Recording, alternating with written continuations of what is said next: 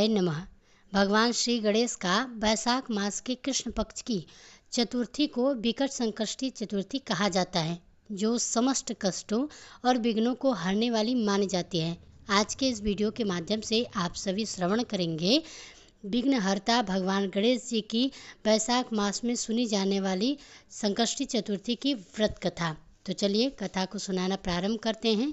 एक बार माता पार्वती ने भगवान श्री गणेश से पूछा, पुत्र, वैशाख महीने के कृष्ण पक्ष की जो संकटा नामक चतुर्थी कही गई है, उस दिन गणेश का किस विधि से पूजन करना चाहिए और उस दिन भोजन में क्या ग्रहण करना चाहिए। तब गणेश जी ने उत्तर दिया, हे माते, वैशाख कृष्ण चतुर्थी के दिन का व्रत करना चाहिए। उस दिन वक्रतुंड नामक गणेश की पूजा करके भोजन में कमल गट्टे का हलवा लेना चाहिए। माते, द्वापर युग में राजा युधिष्ठिर ने भी एक बार भगवान श्री कृष्ण से इस प्रश्न को पूछा था। उसके उत्तर में जो कुछ भी भगवान श्री कृष्ण ने कहा था, मैं उसी इतिहास का वर्णन करता हूँ। आप भी श्रद्धायुक्त होकर सुनिए। श्री कृष्ण बोले, हे राजा युधिष्ठिर, इस कल्याणदात्री चतुर्थी का जिसने व्रत किया है और उसे जो फल मिला है, मैं उसे ही कह रहा हूँ। प्राचीन समय में एक रंथिदेव नामक प्रतापी राजा हुए। जिस प्रकार आग तिनकों के समूह को जला डालती है, उसी प्रकार वे अपने शत्रुओं के विनाशक थे। उनकी मित्रता यम, कुबेर, इंद्रादि देवों से थी। उन्हीं के राज्य में धर्मकेतु नाम के एक श्रेष्ठ ब्राह्मण रहा करते थे। उनकी दो पत्नियां थीं। एक का नाम था सुशीला और दूसरी का नाम था चंचला। सुशीला नित्य ही कोई न कोई व्रत किया करती थी और परिणाम स्वरूप उसने व्रत करके अपने शरीर को दुर्बल बना डाला था। इसके विपरीत चंचला कभी कोई व्रत उपवास आदि ना करके भरपेट भोजन किया करती थी। कुछ समय बीतने पर सुशीला को एक सुंदर लक्षणों वाली कन्या हुई और उधर चंचला को पुत्र रत्न की प्राप्ति हुई। यह देखकर चंचला बार बार सुशीला को ताना देने लगी, अरे सुशीला, तूने इतना व्रत उपवास करके शरीर को नजर बना डाला है, फिर भी तूने एक कमजोर सी कन्या को जन्म दिया है। मुझे देख, मैं कभी भी व्रत आदि के चक्कर में ना पड़कर हष्ट पुष्ट बनी हुई हूँ और वैसे ही बालक को भी मैंने उत्पन्न किया है। अपनी सौतन का व्यंग बाण सुशीला के हृदय में चुभने लगा। वह प्रतिव्रता विधिवत गणेश जी की उपासना करने लगी। जब सुशीला ने भक्ति भाव से संकटनाशक गणेश चतुर्थी का व्रत किया तो एक रात्रि में वरदायक गणेश जी ने उसे दर्शन दिए।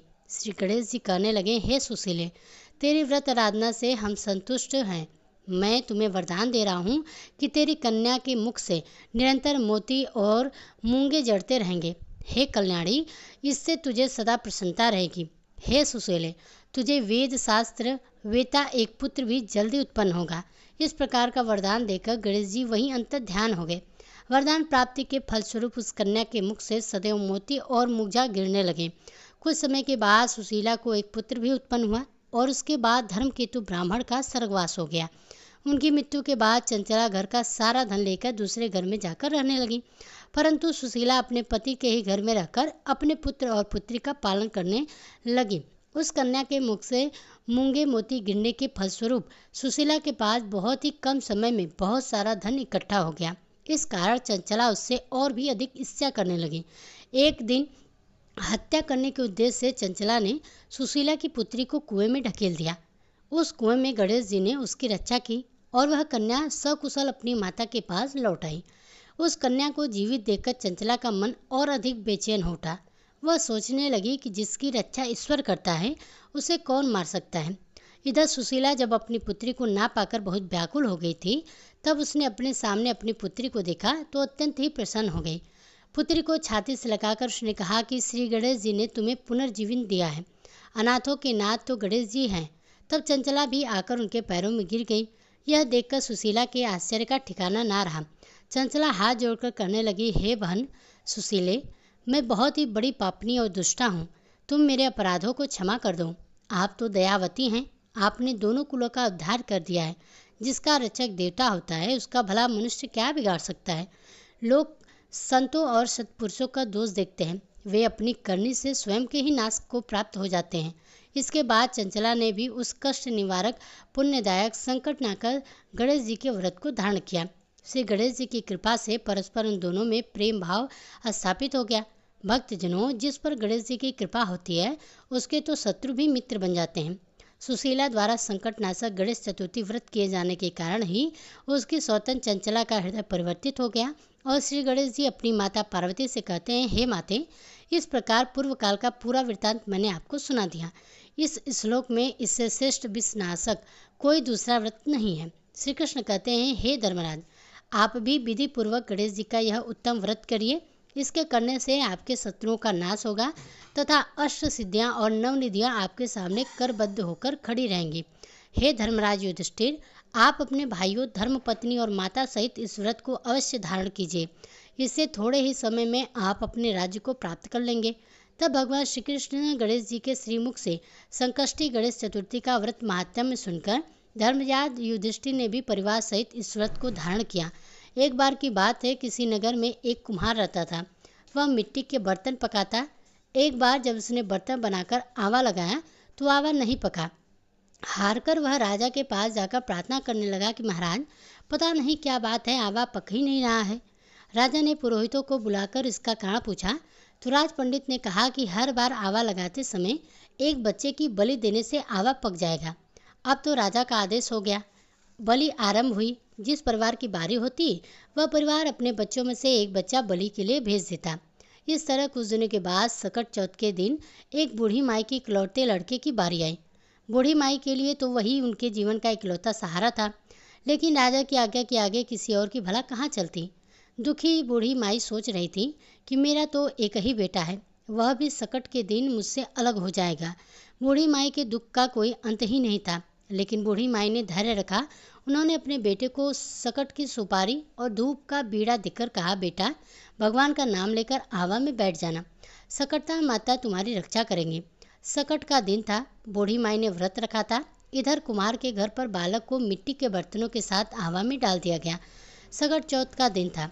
बूढ़ी माई लगातार गणेश भगवान और संकटा माता से अपने बच्चे की सुरक्षा के लिए प्रार्थना कर रही थी, उसकी लंबी उम्र के लिए कामना कर रही थी।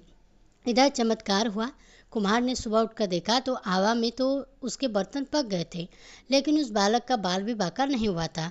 पहले तो आवा पकने में कई कई दिन लग जाते थे, लेकिन यह चमत्कार देखकर वह डर गया और राजा के दरबार में जाकर सारी घटना बताई।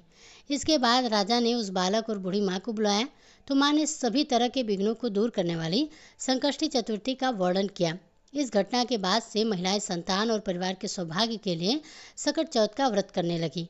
ऐसी है सकट चौथ की महिमा।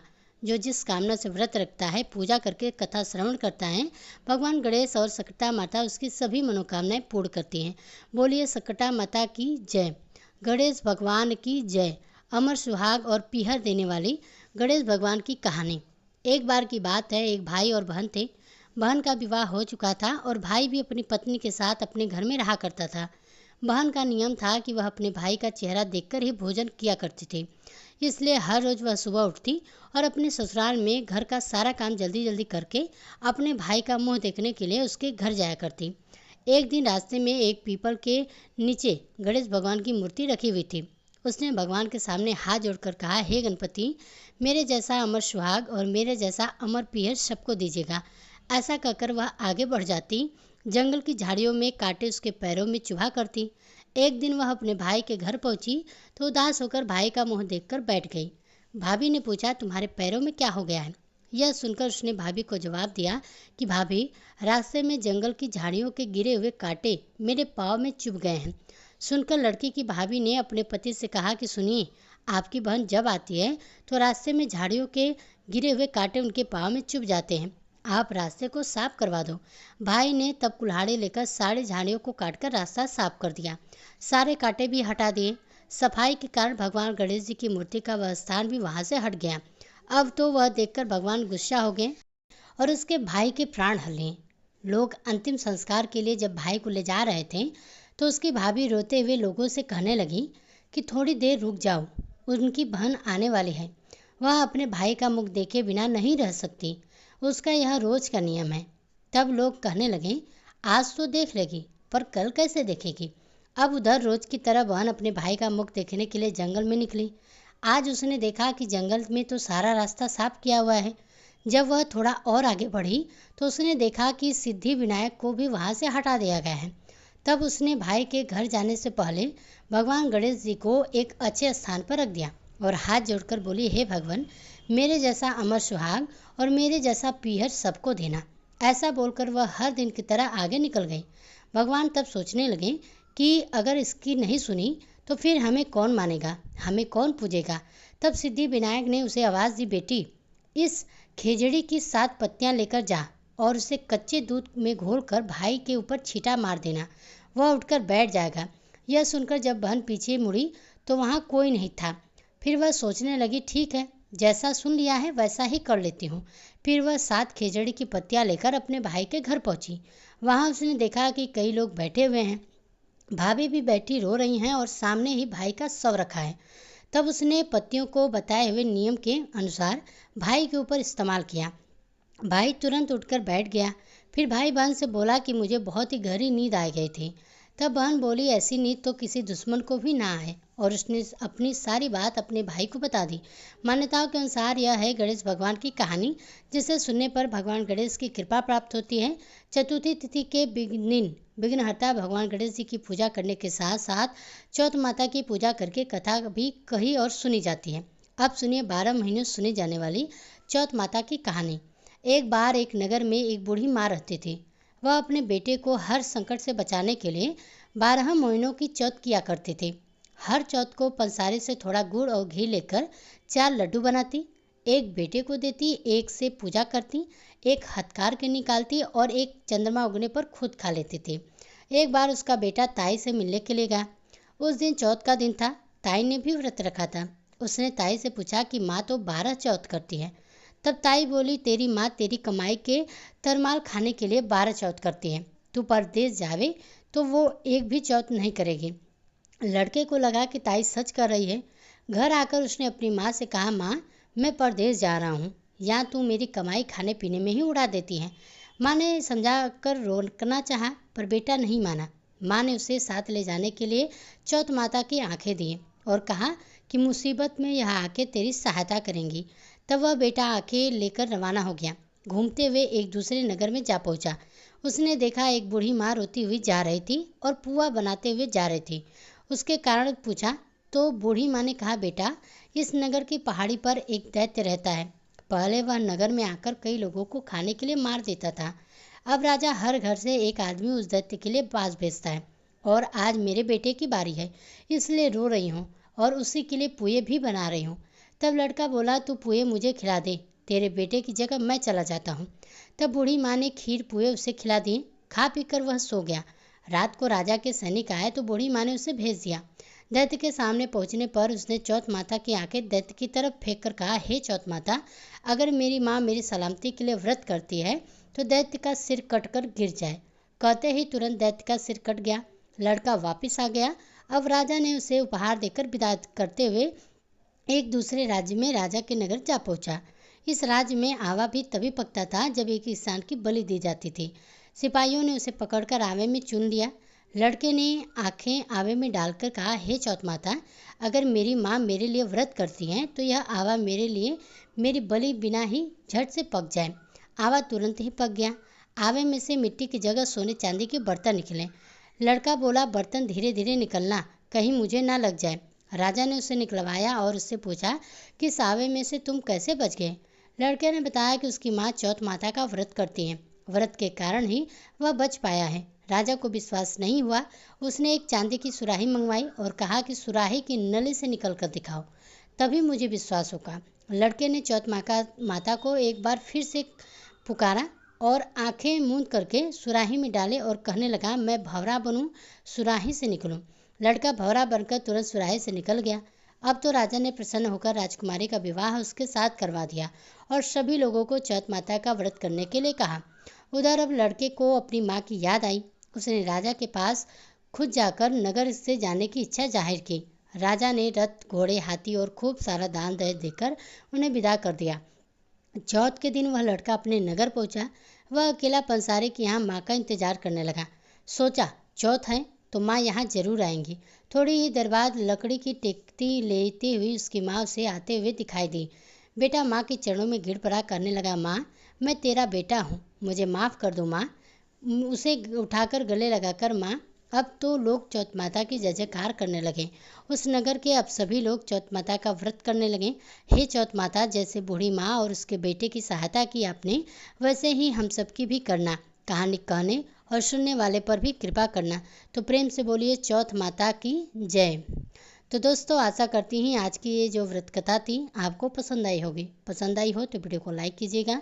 इसी तरह की व्रत कथाओं से संबंधित वीडियोस को देखने के लिए हमारे चैनल वैदिक पूजा पाठ को सब्सक्राइब जरूर कीजिएगा।